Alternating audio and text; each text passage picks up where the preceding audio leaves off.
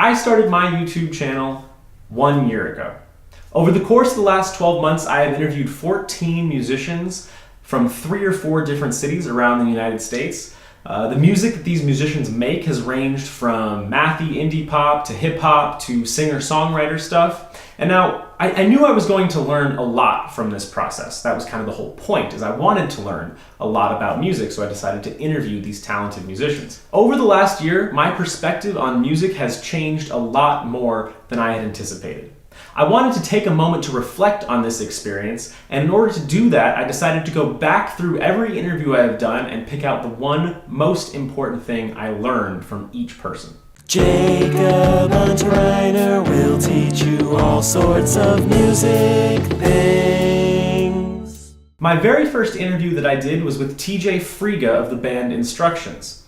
The biggest thing I took away from this interview was when you start writing, start with the feeling you want your music to create. Previously, when I had written music, it seemed as if I wrote something and then I decided, all right, I wrote this, now here's how it feels. Talking to TJ made me realize that he was writing more from a perspective of, I want my music to feel like this, so in order to arrive at that place, I have to do this, this, and this. It's a much more intentional approach to songwriting that I really want to implement in my own songwriting. The second interview I did was with Aaron Sperduti of the band Paranova. Now, there was some really great information in this interview, some stuff about concept albums and musical progress over time, but if I had to pick one thing from this interview, it was that I shouldn't be afraid to write long musical phrases. If you look at some of the bass lines that I transcribed in that interview, they're these like gorgeous 8 and 12 bar phrases, and when I looked back at my own music, I realized how often I just got stuck in these 2 bar, 4 bar, 2 bar, 4 bar loops over and over and over again. As I've been writing more new music, I've been really keeping this in mind and trying to find spots where I can do some longer phrases and some spots where I can cut out some repetition where it's appropriate to do so. My third interview was with the jazz god himself, Joe Ali. And there was a lot of good information in this episode as well, some really cool stuff about tritone substitutions and parallel chord movement and ascending versus descending melodies, a lot of interesting things. But my big takeaway, the main thing that I thought after I left this interview, was balancing your academic and your artistic identities takes work. Joe is about to graduate with his degree in jazz guitar performance from ASU, and as such, he has this tremendous background in jazz and theoretical knowledge and all of that stuff, but the music he makes in his bands is not jazz. In our interview, he spoke about how in the past when he was writing, he had intentionally tried to ignore that academic side of his brain, which I thought was interesting, and then how over time he's come to accept it a little bit more and to use that knowledge, and he really sees that knowledge as something that makes him unique within the genre that he is writing, and so he's been able to use that side of his brain to create the music that he wants to create. The fourth episode was with Chris Trevine from the band Clementine. The biggest revelation in this interview was music theory comes in many forms. Although Chris makes really interesting and complex music, he doesn't have the same background in music theory that the other 3 guests have had so far. At one point in the interview, I asked him about this very specific vocal passage in his song, how it goes from this sort of rapped triplet section to this soaring, almost pop-punk melody. And he says this. The triplet kind of thing was just a Migos flow. Mm-hmm. Yeah, that's a thing. So stole that. They usually don't jump out an octave coming out of it. Exactly. So that was pretty cool. So that's like Patrick Stump. Yeah. Which is brilliant because that's exactly what it is. There's a lot of different ways to categorize and classify musical information, and depending on the situation and depending on the person that you're talking to, referencing artists like this can actually be a more effective way of communicating your ideas than more traditional theoretical approaches. My 5th interview was with Cal Benyon from The Color 8.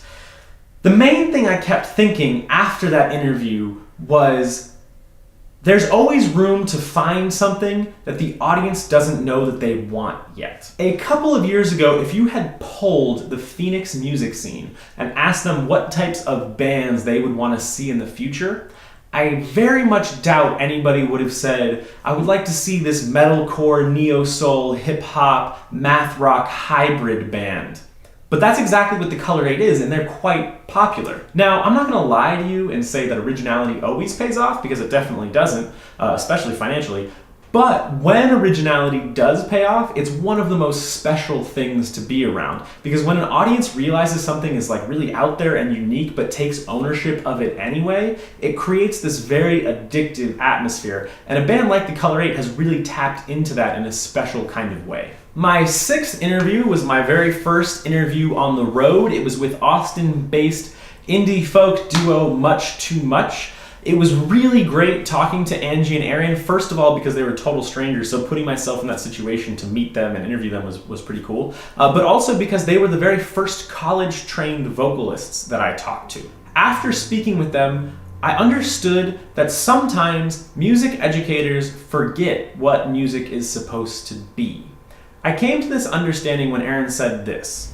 I learned in college with all the critiques that I received that my voice was not going to be an opera, classical, and I didn't have the passion for it either. I have respect for it, of course, but like that wasn't me. And so finding my true voice, being able to take their criticism and critiques and just process it internally, thinking, you know, it's okay that my voice is unique and different. I actually like that. I have experienced those moments that Aaron talked about there, where a teacher tries to fit you in a box and you listen to them, you take their advice because you trust them, or you look up to them, or you're inexperienced. And these teachers usually have good intentions, but they lose sight of the fact that music is not supposed to be this rigidly defined, strictly interpretive art form. My next interview was with Austin-based hip-hop artist Curbside Jones. And talking to Curb made it very clear that if a kid wants to learn music, they'll stop at nothing. I asked Curb how he learned to rap and produce, and he launched into this 7-minute chronological explanation of all the gear he had owned over the years. He said he started working in this one program, but it wasn't very good, but it at least taught him how to like cut and paste audio. Then he said he got this Roland SP606 that taught him how to chop and sample, and on and on and on. Hip-hop is a newer art form, so it's not like Curb could have gone to high school and taken classes there for production, and it's not even really like he could go out and find private lessons in production, because that's hard enough today. But it was really inspiring to see how determined he was to learn no matter what. And as a music teacher, I hope to instill that same type of dedication and intensity in my own students. For episode 8, I was in Chicago with hip-hop artist Elton. The biggest lesson I learned from him was about lyrics, which is kind of strange because I spent so much time dissecting his really intense melodies and the harmonies of his music.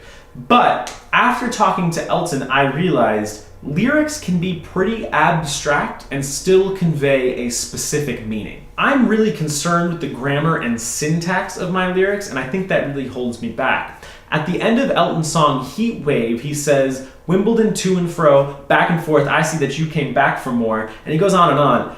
But it's kind of this fragmented lyric, and the way he uses Wimbledon is kind of strange because it's a noun, but he's using it almost as a verb, almost as like a synonym for volley. But the imagery of that lyric is so strong that just because it doesn't make sense syntactically, it really does make sense to anybody who would listen to it. And I think if I were to write something like that, it feels like I would get too in my own head. So that's one thing I'm kind of trying to let go of, and that's one thing I learned from him. Episode 9 was with Yomi, a Chicago-based producer and harpist. The big thing I took away from our conversation was put everything in the pot. Yomi's background is in classical harp, but she's also a wizard in Ableton. And on the surface, it doesn't seem like those two things would go together, but once you hear the music that it produces, it makes you wonder, why isn't everybody doing this? In the conversations I had with Joe and with Aaron and Angie, it became apparent that there was some sort of conflict between what they were trained to do in school and their own artistic sensibilities. With Yomi, there seemed to be very little conflict. It's not that one way is better than the other, but it was cool to see the other side of the spectrum where someone took a classical harp, which is about as traditional of an instrument as you can get, and blended it with modern music without any sort of hesitation. Episode 10 brought us back to Arizona with singer-songwriter Danielle Dirac. One of the many things I learned from Danny was that choir seems to do a better job than band and orchestra at helping students become modern musicians. Now, I know that's an inflammatory statement, but it really does seem that way based off of the people that I've talked to. Danny, Aaron, and Angie from Much Too Much were all in choir programs throughout their lives, and they referenced their training and their experiences within choir a lot when talking about their musical ideas and identities. The other people on the channel who were in band and orchestra programs didn't really reference their experiences in that at all during their interviews. Which is not to say that they didn't learn anything, because I'm sure that they did. It's just to say that choir seems to be a more important touchstone for people. Listening to Dani talk about how she still draws on her jazz choir experience to write melodies really drove that point home for me. Where to even begin with episode 11? I learned so much from the folks in Bentley that I could do an entire video easily on just that episode. But if I had to narrow it down to one thing, I really liked when Ben said, people struggle with restraint in different ways. Every once in a while, I'll throw out a question that I think is pretty straightforward, and the guest answers it in a way that reveals there's actually a lot more nuance to it than I had first thought. It's one of my favorite experiences because it usually highlights some sort of blind spot that I had. The question I asked Ben was if anybody in the band struggled with restraint because they're so talented and because they have so much knowledge. But Ben pointed out that restraint is not universal. He said that everybody in the band struggles with restraint with specific things. For instance, he and Courtney might be more prone to doing some sort of rhythmically challenging proggy musical idea, whereas Chris might just add too much reverb to certain tracks. It was an offhand remark for Ben, but one that really made me reconsider how I view restraint and evaluate what sorts of things and in what sorts of ways I struggle to restrain myself. My most recent interview was in LA with my good friend Ruben Wan. I have learned so much from him over the years, not just about music, but also about other cultures and friendship and all sorts of things. After talking to him, the one thing I kept thinking was, okay, we do get better. If you're a musician who is dedicated to getting better, you have to focus on what you're not good at. And if you're focusing on what you're not good at, it's easy to feel like you're not good. Seeing how far Ruben has come was a much needed reminder that progress is real, you just have to take the time to appreciate it. As we looked back and sort of reminisced about the things that we really struggled with, it was a good reminder of how far we've come, and it also made me hopeful about how much further we're going to go. Thank you for watching. Depending on where you are in your musical journey, you're going to learn different things from these videos than I did. So if this video piqued your interest at all, please go check out the full interviews on my channel. All of them feature really talented musicians who have a lot to teach.